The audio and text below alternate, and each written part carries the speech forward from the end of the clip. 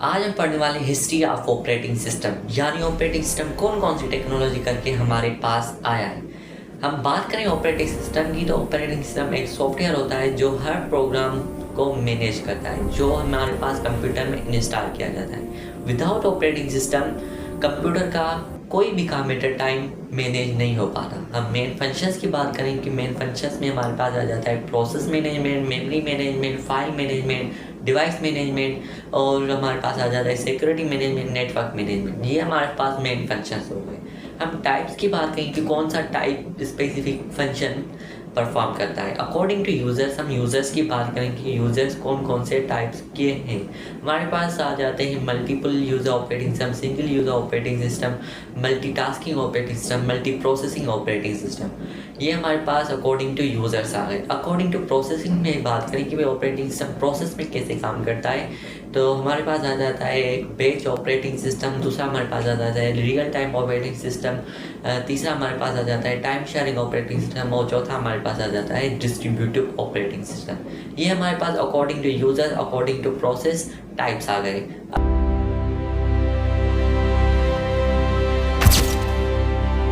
अभी हमारे पास आ जाती है हिस्ट्री ऑफ ऑपरेटिंग सिस्टम, यानी generation of operating system. Generation of operating system और जनरेशन ऑफ कंप्यूटर साइंस, ये दोनों डायरेक्टली आपस में लिंक करते हैं। क्यों लिंक करते हैं? क्योंकि ऑपरेटिंग सिस्टम हमेशा कंप्यूटर्स में ही जनरेट होता है, कंप्यूटर्स में ही इंस्टॉल होता है। अगर कंप्यूटर्स ही नहीं बनते तो ऑपरेटिंग सिस्टम भी नहीं बनता। अभी हम बात करते हैं जनरेशन ऑफ कंप्यूटर की, तो हमारे पास फर्स्ट जनरेशन आई थी जो 1914 में जनरेट की गई थी। हमारे पास वैक्यूम ट्यूब प्रोवाइड किए गए थे, जो साइज में बहुत ज़्यादा बड़े थे और मेमोरी में बहुत ज़्यादा छोटे थे, और प्रोसेसिंग में भी बहुत ज़्यादा टाइम लगाते थे। इसमें हमारे पास मशीन लैंग्वेज इस्तेमाल की गई थी। इसमें पंच कार्ड्स थे जिनकी मदद से हम इनपुट डेटा डालते थे। हर कैरेक्टर की अलग अलग डेटा डालते थे। आज के दौर की बात करें कि हम कोई भी कैरेक्टर डालते हैं इनपुट में, तो हमारे पास सामने आ जाता है, ये आप सर्च करना चाहते हैं तो सर्च करो। लेकिन वैक्यूम ट्यूब में ऐसा नहीं था, हर कैरेक्टर हमें मैन्युअली टाइप करना पड़ता था।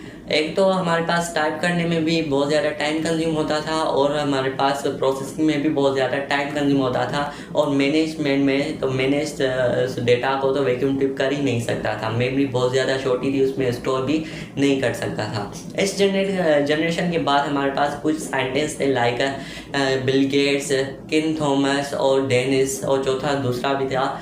चार साइंटिस्ट ने ये एनालाइज किया कि हमारे पास फर्स्ट जनरेशन के बाद एक हमारे पास ऐसा सॉफ्टवेयर होना चाहिए जो ऑल इंफॉर्मेशन को सेव करे और उस पर मैनेज करे। तो अब हमारे पास आ जाते हैं second generation of operating system या second generation of computer science. अगर हम बात करें second generation of operating system, तो 1950s में हमें ऑपरेटिंग सिस्टम की टाइप दी गई थी जिसे बैच ऑपरेटिंग सिस्टम कहते हैं। बैच ऑपरेटिंग सिस्टम का बेसिकली ये काम होता है कि डिफरेंट इन्फॉर्मेशन को एक साथ कंडक्ट करके एक सीपीयू में डाल देना।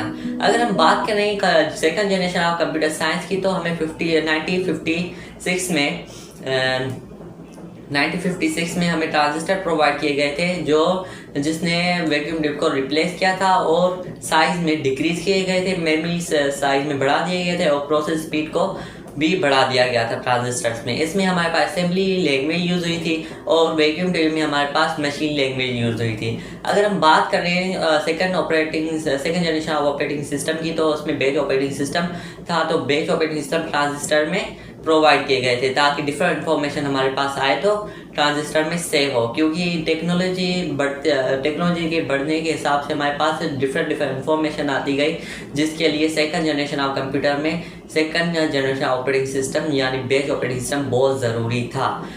एरर्स ये थे कि ट्रांजिस्टर्स में इतनी मेमोरी नहीं थी कि वो डिफरेंट इन्फॉर्मेशन को सेव कर सके, इसलिए वो एरर्स बहुत ज़्यादा आ रहे थे। एक जॉब की मतलब एक इन्फॉर्मेशन दूसरी इन्फॉर्मेशन में मिक्स हो जाती थी, और समझने में बहुत ज़्यादा डिफ़िकल्ट होता था, और प्रोसेस में भी इतना ट्रांजिस्टर्स प्रोवाइड नहीं करती थी, मतलब स्पीड प्रोवाइड नहीं करती थी। प्रोसेस में भी बहुत ज़्यादा टाइम लेती थी, प्रोसेसिंग में भी। और तीसरा हमारे पास ये एरर था इसके अंदर ये एरर था कि ये डायरेक्ट इंटरेक्शन नहीं थी, जैसे आजकल के कंप्यूटर्स में डायरेक्ट इंटरेक्शन करते हैं। जो भी हम टाइप करते हैं उस वक्त ही हमें कंप्यूटर बताते हैं, तो वहाँ पर सेकंड जनरेशन में ऐसा डायरेक्ट इंटरेक्शन नहीं था यूजर्स और कंप्यूटर के बीच में। सेकंड जनरेशन के बाद साइंटिस्ट ने ये रियलाइज़ किया कि हमारी इन्फॉर्मेशन में बहुत सारे एरर्स हो रहे हैं, एक इन्फॉर्मेशन दूसरी इन्फॉर्मेशन से मिक्स हो रही है, तो हमें एक दूसरा ऑपरेटिंग सिस्टम का टाइप ईजाद करना चाहिए जो आगे जाके हमें काम आए। तो 1960s में एक ऑपरेटिंग सिस्टम की दूसरी टाइप ईजाद हुई जिसको हम मल्टी प्रोग्रामिंग ऑपरेटिंग सिस्टम कहते हैं। मल्टी प्रोग्रामिंग ऑपरेटिंग सिस्टम का काम क्या था कि वो डिफरेंट इंफॉर्मेशन को एक साथ कंडक्ट करके एट अ टाइम सीपीयू में जाती थी और उसको प्रोसेस करके हमारे पास आउटपुट देती थी। लाइक हम क्लासेस की बात करें, डिफरेंट क्लासेस होती हैं स्कूल में, तो उनकी सारी इंफॉर्मेशन एक साथ सीपीयू में जाती थी और सीपीयू जल्दी जल्दी प्रोसेस करके अलग अलग कैटेगरीज में डाल के हमारे पास आउटपुट देता था। और बैच ऑपरेटिंग सिस्टम में पहले क्या था कि उस क्लासेस की पहले इंफॉर्मेशन कंडक्ट करते थे, फिर उसको कैटेगरी में डिजोल्व करते थे, उसके बाद जाके सीपीयू में जाती थी, उसके बाद प्रोसेस होकर हमारे पास आती थी। ये बहुत सारा टाइम कंज्यूम हो रहा था। ये हमारे पास 1916 में मल्टी प्रोग्रामिंग ऑपरेटिंग सिस्टम में ईजाद हुआ। उसके बाद 1963 की बात करें जिसमें हमारे पास थर्ड जनरेशन ऑफ कंप्यूटर ईजाद हुआ था, जिसमें हमारे पास आईसीसी चिप्स प्रोवाइड किए गए थे। आईसीसी चिप्स में हमारे पास मॉनिटर और कीबोर्ड और माउस, ये इनपुट आउटपुट डिवाइसेस यूज़ की गई थी, जिसमें आईसीसी चिप्स में ये third generation of operating system conduct किया गया था। मतलब multi programming operating system ICC chips में कंडक्ट किया गया था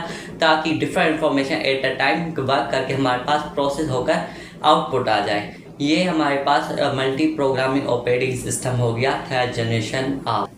थर्ड जनरेशन के बाद फिर से साइंटिस्ट ने एनालाइज किया कि हमारे इन्फॉर्मेशन में अभी भी एरर्स आ रहे हैं, एक इन्फॉर्मेशन दूसरी इन्फॉर्मेशन से मिक्सअप हो रही है और प्रोसेस में थोड़ा सा और टाइम लगा रहा है आईसीसी चिप्स। तो उसके बाद हमारे पास fourth generation of operating system आ गई जो 1970s में जनरेट हुई थी, जिसमें हमारे पास time sharing operating system generate किया गया था। टाइम शेयरिंग ऑपरेटिंग सिस्टम वो चीज़ है जिसमें हमारे पास मल्टीपल यूजर्स को at a time operating system manage करता है, कंडक्ट करता है, उसे टाइम शेयर ऑपरेटिंग सिस्टम कहते हैं। अभी आ जाते हैं fourth generation of computer science. Fourth generation of computer science में हमारे पास माइक्रो प्रोसेसर दिया गया था। माइक्रो प्रोसेसर स्पीड में भी ज़्यादा किया गया था और हमारे पास साइज़ में कम किया गया था, डिक्रीज़ किया गया था। वो मोर रिलायबल था, मोर चीपर था, जो हमारी इंफॉर्मेशन को जल्दी जल्दी प्रोसेस करके हमारे पास देता था, जो अभी भी प्रेजेंट है। 1971 में ईजाद किया गया था micro processor.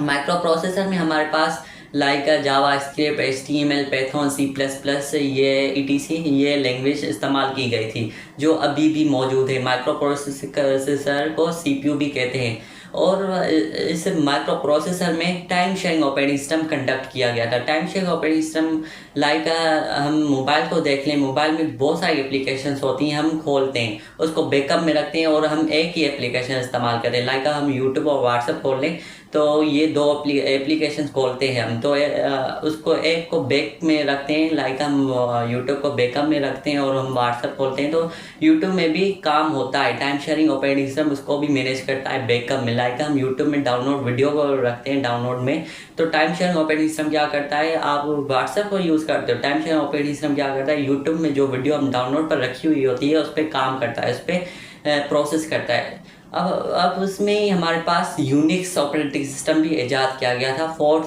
Generation of computer science में यूनिक्स ऑपरेटिंग सिस्टम ईजाद किया गया था, जिसमें हमारे पास डायरेक्ट इंटरेक्शन था यूज़र्स और कंप्यूटर्स के बीच में और जो अभी भी मौजूद है। अगर हम टाइपिंग करते हैं तो जल्दी जल्दी हमारे पास कंप्यूटर फ्रेंडली होकर हमारे पास आउटपुट देता है। ये हमारे पास यूनिक्स में आ जाता है कि वो मोस्ट रिलायबल है कि जो हमारे पास यूज़र्स और कंप्यूटर्स का एक माहौल बनाता है, एक इन्वायरमेंट बनाता है, फ्रेंडली इन्वायरमेंट बनाता है जो आगे जाके टेक्नोलॉजी में काम आने वाला है। यहाँ तक जिसको भी समझ आ गया प्लीज़ सब्सक्राइब का भी बटन दबा दीजिए और लाइक का भी बटन दबा दीजिए ताकि आपको ऐसी एजुकेशनल कंटेंट की वीडियोस आपके पास आ जाती है fifth generation of operating system और fifth generation of computer science. हमने fourth generation of computer science पढ़ी थी जहाँ तक कंप्यूटर साइंस यूज़ हुए थे। अच्छा, उसके बाद हमारे पास आ जाती है fifth generation of computer science जिसमें हमारे पास पर्सनल कंप्यूटर को इंट्रोड्यूस किया गया था। Personal computers like mobile phones, personal computers की साइज को छोटा कर दिया गया था, प्रोसेस को फास्टर किया गया था और मेमोरी साइज को भी बढ़ा दिया गया था। अगर हम बात करें operating system fifth generation of operating system की, तो इस मोबाइल वगैरह में हमारे पास graphical user interfaces operating system include किए गए थे जो हमारे पास और यूजर्स और कंप्यूटर के बीच में एक अच्छा सा एनवायरनमेंट बनाते थे through the Windows, icons, menus, पहले हमारे पास ना मेन्यू से, ना आइकन से, ना विंडोज थे। तो ग्राफिकल यूजर इंटरफेस ने हमारे पास विंडोज से ईजाद की, आइकन से ईजाद किए, हमारे पास मेन्यू से ईजाद किए, जो यूजर्स और कंप्यूटर के बीच में एक अच्छा सा एनवायरनमेंट बन जाता था। अब उसमें ही हमारे पास विंडोज़ भी ईजाद की गई थी। Windows like window 10, window 9, window 7, window XP, ये हमारे पास विंडोज़ 1980s में ईजाद की गई थी, जो अभी भी हमारे पास चलती हैं। उसके बाद हमारे पास एप्पल मैक ऑपरेटिंग सिस्टम भी 1980s में जनरेट किया गया था, जो हमारे पास इंफॉर्मेशन को स्टेबल रखता है, सिक्योरिटी, हमारी अकाउंट की सिक्योरिटी को भी मैनेज करता है, और डिज़ाइन के थ्रू हमारे पास अट्रैक्टिव करता है। जो भी हमारे पास कोई ऐप वगैरह खोलते हैं तो हमारे पास डिज़ाइंस बहुत सारी नज़र आती है जो हमें अट्रैक्ट करती है। तो एप्पल मैक ऑपरेटिंग सिस्टम उसको भी मैनेज करता है। हमारे पास आ जाती है 6th generation of operating system, जो 1990s में जनरेट हुई थी, जिसको आप मॉडर्न ऑपरेटिंग सिस्टम भी कहते हैं, जिसमें हमारे पास मल्टीटास्किंग ऑपरेटिंग सिस्टम भी मोबाइल्स में कंडक्ट किया गया था। एट अ टाइम बहुत सारे यूजर्स काम कर सकते हैं। उसके बाद हमारे पास नेटवर्क ऑपरेटिंग सिस्टम भी जनरेट किया गया था, जो हमारे पास नेटवर्क और इंटरनेट को मैनेज करता था। उसके बाद हमारे पास सिक्योरिटी मैनेजमेंट भी आ गई थी, जो हमारे अकाउंट्स वगैरह, साइट डिटेल्स वगैरह को एक सिक्योरिटी मैनेजमेंट, मतलब एक माहौल देती है सिक्योरिटी का। उसके बाद हमारे पास इसमें लिनक्स ऑपरेटिंग सिस्टम भी जनरेट किया गया था। उसके बाद हमारे पास आ जाता है मोबाइल्स ऑपरेटिंग सिस्टम भी जनरेट किया गया था, जिसमें हमारे पास एंड्रॉइड और iOS, जो हमारे पास एप्पल ने जनरेट किया था।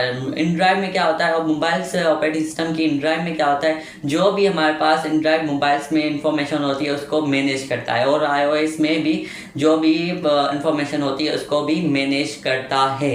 अभी हमारे पास ऑपरेटिंग सिस्टम बहुत सारी चीज़ों में यूज़ होता है, लाइक कार्स में, कंप्यूटर्स में, मोबाइल्स में, मशीन्स में, ओवंस में, ETC। ऑपरेटिंग सिस्टम ने हमारी सारी कन्फ्यूजन्स, प्रॉब्लम्स दूर कर दी, क्योंकि हमारे पास कंप्यूटर्स, मोबाइल्स वगैरह तो होते हैं, लेकिन उसको मैनेज करने का एक सॉफ्टवेयर चाहिए होता है, जो हमारे पास ऑपरेटिंग सिस्टम ने बहुत सारी टाइप्स देकर हमारी सारी इंफॉर्मेशन वगैरह को सेव करता है और हमारी प्रॉब्लम्स को दूर कर दिया है। सो आपने ऑपरेटिंग सिस्टम को समझ लिया होगा, उसकी टाइप्स को, उसके फंक्शंस को और उसकी हिस्ट्री को।